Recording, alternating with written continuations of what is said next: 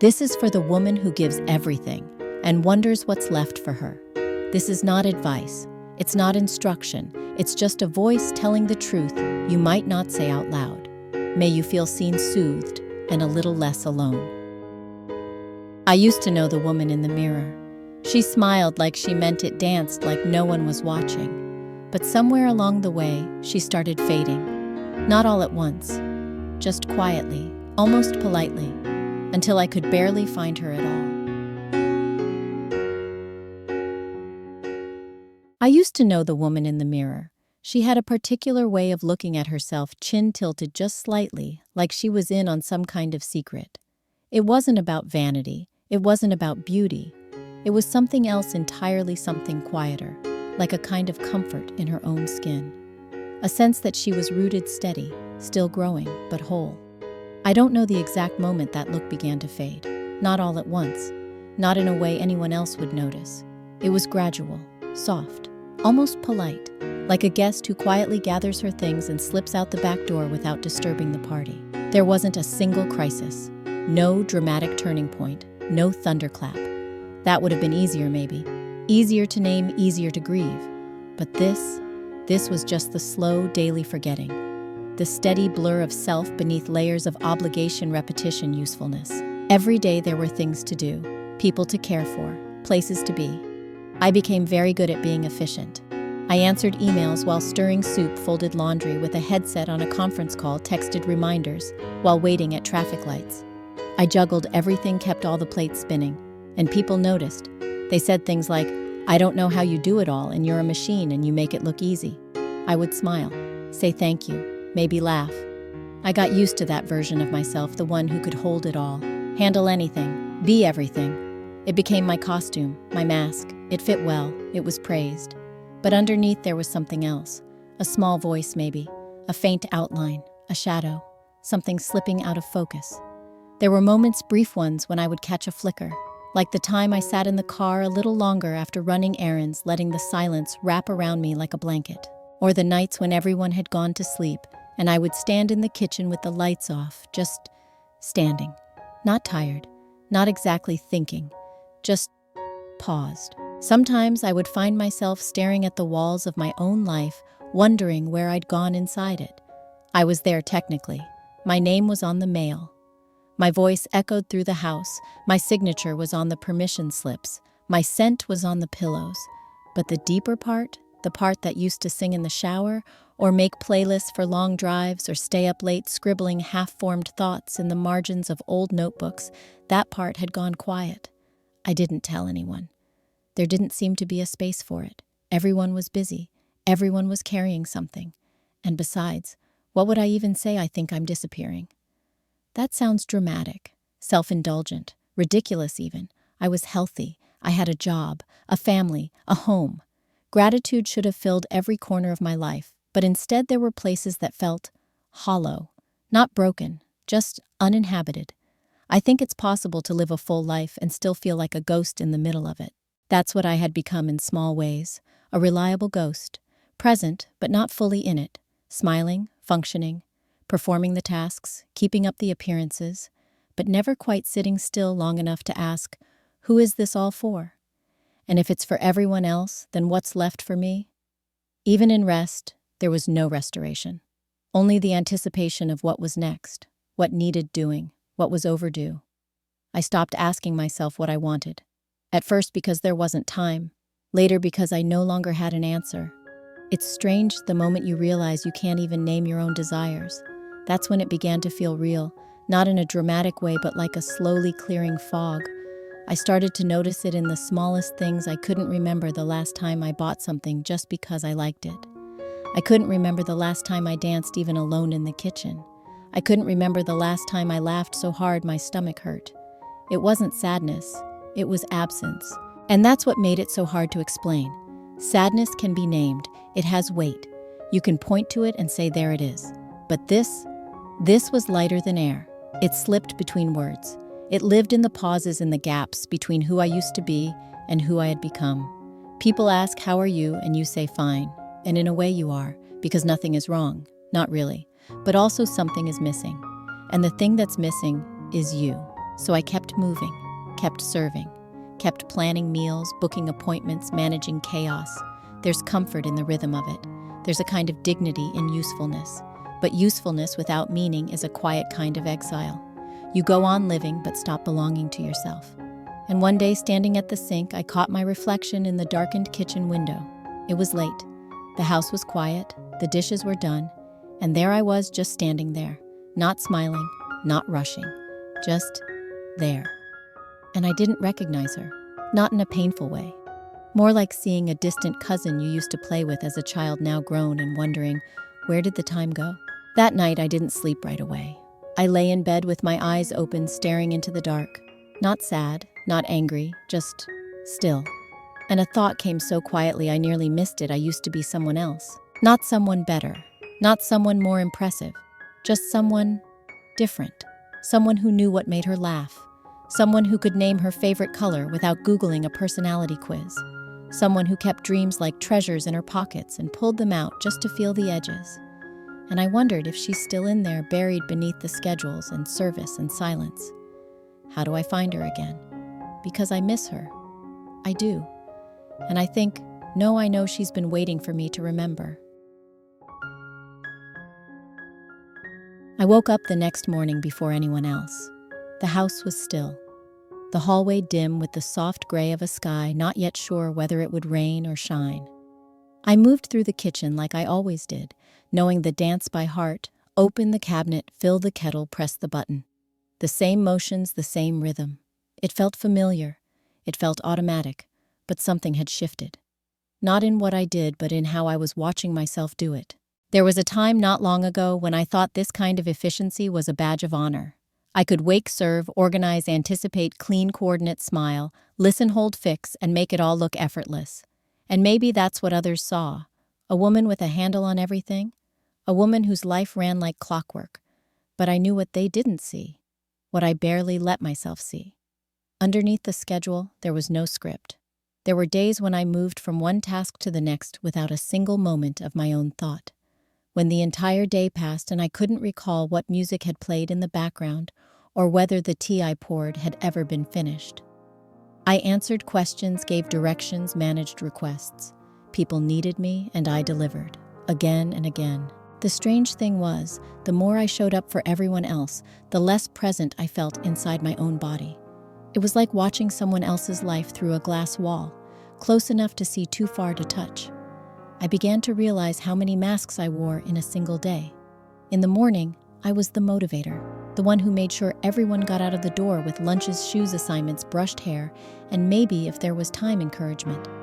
Later, I became the problem solver, the professional, the one who responded to emails with clarity and patience, even if she hadn't had time to eat lunch herself. In the afternoon, I morphed again, chauffeur, snack manager, peacekeeper. By dinner, I was the listener, the plate filler, the person who kept the conversation moving, even when I had nothing left to say. And at night, when the lights were low and the door was closed, I became invisible even to myself. Some nights I would stare at my own reflection while brushing my teeth and feel like I was looking through a window into someone else's face. Someone capable, reliable, functional, and also unreachable. I didn't dislike the woman I had become. That would be easier in a way. No, I respected her. I admired how well she could adapt, manage, hold it all together. What I struggled with was the feeling that she had taken over the space where someone else used to live, someone softer, someone less edited, someone who didn't always know what to say or how to fix things or what was coming next. I remembered a version of myself who used to wander. She didn't rush through bookstores. She lingered.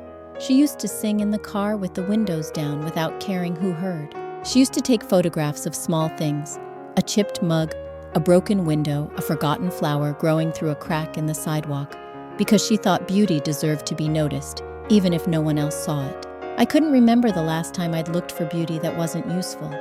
It wasn't that I'd stopped feeling things. It was more like I had stopped letting myself feel them fully. I compartmentalized. I rationed emotion like it was a resource that had to last through the end of the week. There was no space for softness in the middle of everything I needed to be.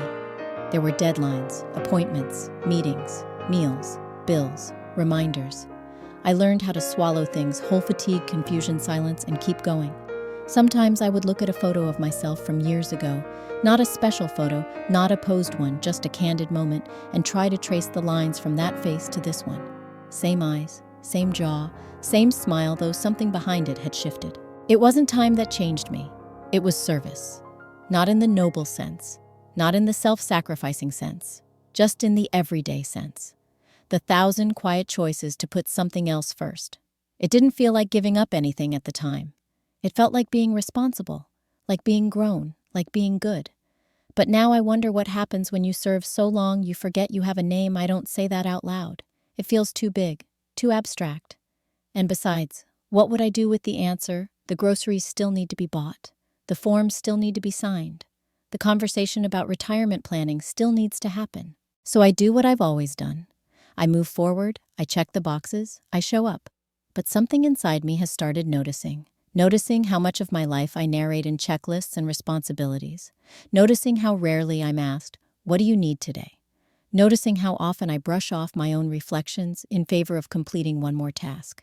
It's not anger, it's not resentment, it's not even sadness, it's just awareness. Like the moment you walk into a room and sense something's missing, but you can't quite name what it is. I started catching glimpses of that feeling more often, when I pass a mirror and hesitate just slightly, when I hear a song from years ago and feel something stir uninvited, when someone asks, "How are you?" and I pause for a second too long. That pause holds more truth than all the sentences I rush to say afterward. Sometimes I want to say, "I don't know how I am. I think I'm doing well. I'm doing everything I'm supposed to." But it's been a long time since I asked myself who I'm doing it for. But I don't say that. I smile. I answer kindly. I shift the focus back to them. I've learned how to give without being asked, how to listen without interrupting, how to nod even when my own thoughts are loud. It's a skill, one I've honed for years, but it comes at a cost. I've grown so used to being who everyone else needs me to be, I stopped asking who I need to be for myself. And now, quietly underneath it all, that question is starting to rise again. Not as a scream, not even as a demand, just a whisper. And this time, I'm not looking away. It didn't start with a dramatic moment. No breakdown, no crossroads, no lightning flash. It was much smaller than that. It was the kind of moment that could easily slip past if you weren't paying attention. But something in me was beginning to look up again. I was standing in the kitchen wiping the counter after dinner. The house was still buzzing in its usual way, dishes clinking, a chair being pushed back, footsteps down the hall. I wasn't thinking about anything in particular, just moving, doing the same way I always did. Then, as I turned to rinse the cloth, my eyes landed on something pinned to the refrigerator. It was an old photo. The edges were curled from years of being handled, the colors faded into softness. It was me holding a coffee cup in a park somewhere, sunlight tangled in my hair. There was nothing remarkable about it, just a moment caught mid-laugh. I hadn't looked at it in a long time, and yet in that moment, I couldn't look away. I stared at her, at me. Not younger, not thinner, not glossier, just different. There was something in her posture, in the tilt of her head, in the way her eyes weren't focused on anything performative. She wasn't smiling for the camera. She was simply caught in the act of living. That image stayed with me longer than it should have. Later that night, when the dishwasher was humming and the lights were off, I found myself thinking about that photo again. I tried to remember the exact day it was taken. What had we been doing? What did that version of me feel like? It wasn't nostalgia. It was closer to recognition, a flicker of something familiar, a sense that I had known her once and somehow lost touch. I went to bed that night and lay there with my eyes open. There was nothing particularly unusual about the day, nothing that should have kept me awake, and yet my mind returned to that photo again and again, like a question I didn't know how to answer. The next morning, I went about the routine as usual, but something had shifted. A thin thread had been pulled loose. I was beginning to see things differently, not with judgment, not with regret, just clarity. I noticed how quickly I moved past my own reflection in the mirror, as though pausing to look would reveal something I wasn't ready to see. I noticed how I spoke gently to others, but rushed my own thoughts, barely giving them air before dismissing them as unnecessary. I noticed how I filled every silence with motion, as if stillness might say too much. In small ways, I had been keeping myself at a distance. The days moved on. Nothing changed, and yet everything felt slightly off axis. I found myself reaching for things I hadn't in years. I played a song I used to love and let it run all the way through instead of skipping to the next task. I stood outside in the evening air longer than necessary just to feel something quiet touch my skin. One afternoon, I passed a bookstore I used to visit and stepped inside almost by instinct. I wasn't looking for anything. I just walked the aisles, the smell of paper, the creak of old floorboards, the weight of titles I didn't have time to read. I found a small journal tucked between bestsellers, blank and unassuming. I bought it without thinking. That night I opened it and stared at the first page. I didn't know what to write. There was no beginning, no outline. I simply put the pen to paper and waited. At first the words were hesitant, scattered. Then slowly something opened. I didn't try to be poetic. I didn't try to make sense. I just let myself speak, not to anyone, not even to myself really, just speak. It was the first time in years I had written something that wasn't a list or a reminder or a message to someone else. It didn't feel like a breakthrough. It didn't feel like anything really. But afterward, I closed the book and placed it by my bed, not hidden, not displayed, just there. The days that followed weren't filled with revelations. They were filled with what they always had been: work meals, errands, plans. But I kept noticing how rarely I moved without being needed, noticing how quickly I said yes without pausing, noticing how the version of myself I remembered wasn't completely gone. She was just buried beneath everything I had been busy proving. Sometimes I would catch myself mid-thought, halfway through a conversation, and realize I hadn't said what I really wanted to say. Not because I was afraid, but because I was used to measuring my words for everyone else's comfort. That kind of silence sneaks in quietly. You don't notice the first time you hold back, but over time it becomes your fluency. And then one day something small tugs on you. A photo, a song, a passing phrase, something that doesn't ask for attention but receives it anyway. And in that moment, you realize just how much of yourself you've kept in storage. That realization doesn't arrive like a storm. It arrives like a breeze you didn't know you missed. I began to understand something: I had not lost myself all at once. I had given small pieces away over and over for years, not out of malice, not out of neglect, just out of necessity, out of love, out of habit. And now I was beginning to gather those pieces again, slowly, without pressure, without needing a plan. Not because I was ready, but because I was finally noticing they were missing.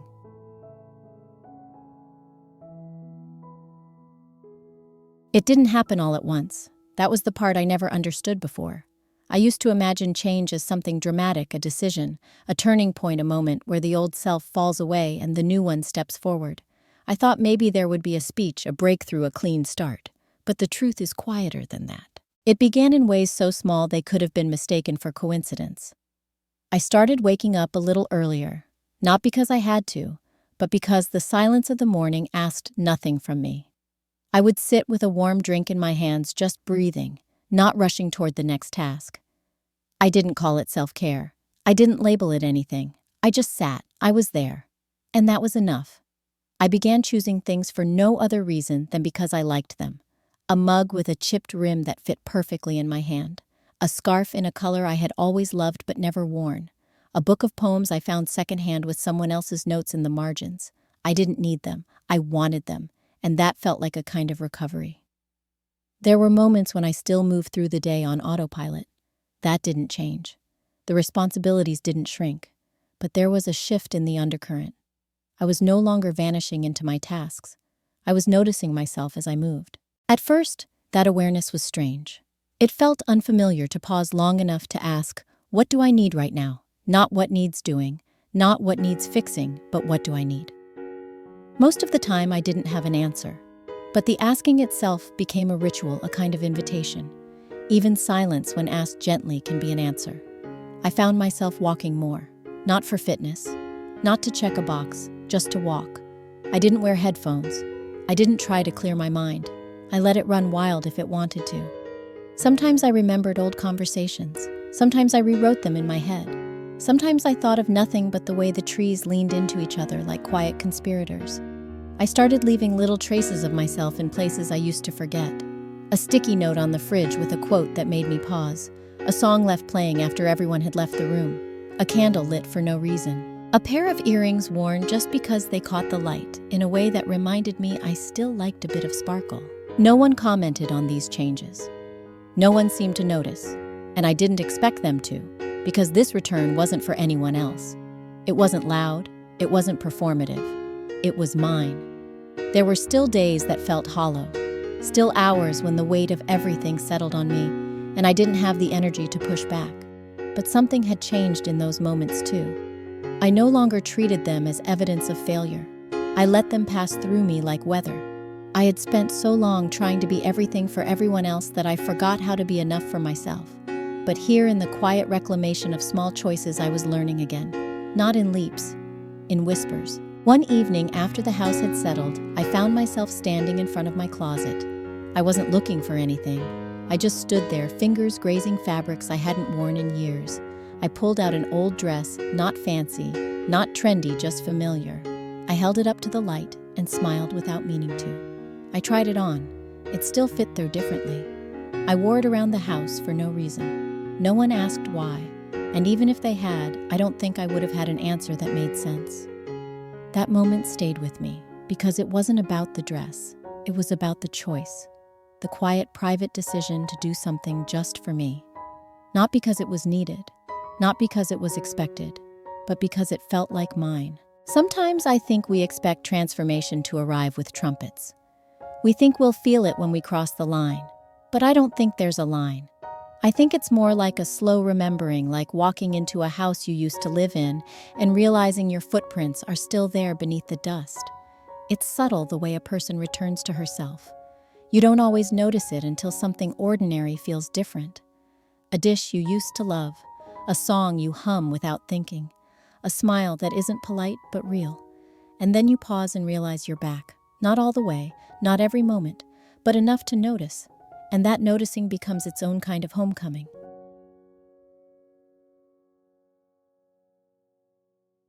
There's a strange kind of beauty in realizing you never truly disappeared. You were just out of focus. It took me years to understand that. For so long, I thought I had lost myself. I thought the version of me that danced in the living room at midnight, that stayed up reading until her eyes burned, that wrote down dreams with more faith than fear. I thought she had vanished, replaced by someone more functional, more responsible, more tired. But she didn't leave. She just got quiet. She stepped back and waited while I did what needed doing. She watched while I folded myself into roles that were never meant to be full definitions. She understood when I set aside poetry for grocery lists, and soft mornings for early meetings, and curious questions for efficient answers. She was never angry. She was just waiting for me to remember.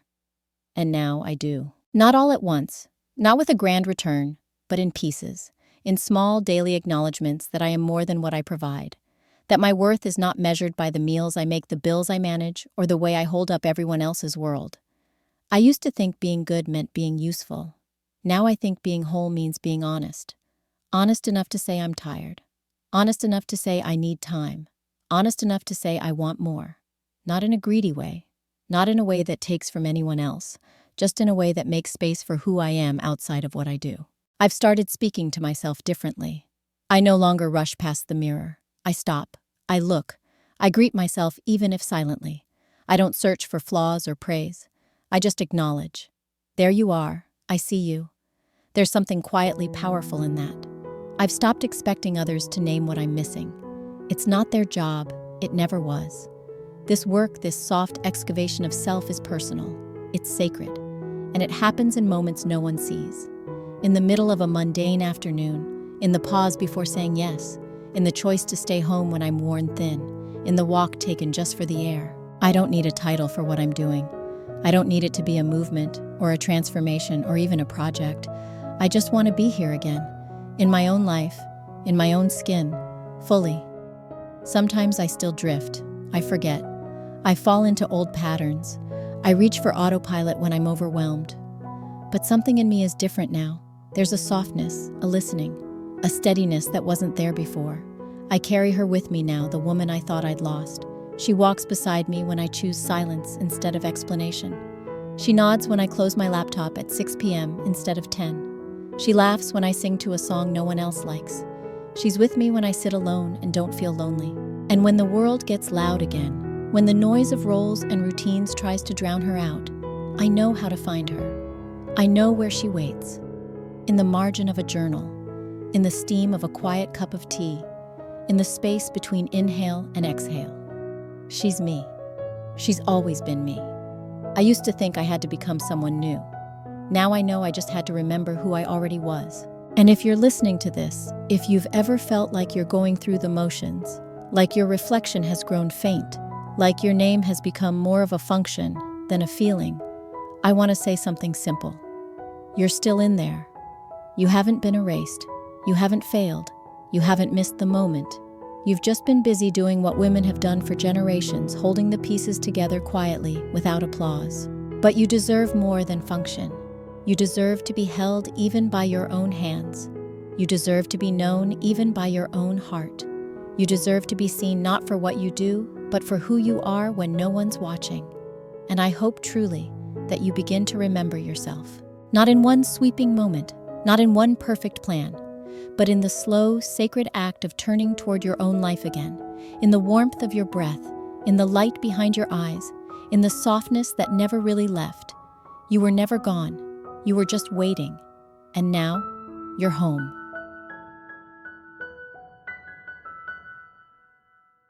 Thank you for spending this quiet time with me. If something in this story felt familiar, if you recognized yourself in the spaces between these words, know that you're not alone. You never were, and you never have to be. This space was created for women like you to sit with what's unspoken, to remember what's been forgotten, and to feel less invisible in a world that often moves too fast to see you. If this story meant something to you, I'd love to hear your thoughts in the comments. Your voice matters here. And if you'd like to stay connected, feel free to subscribe to the channel. There will always be a place for you in these stories whenever you're ready to return. Until next time, be gentle with yourself. You're doing far better than you think.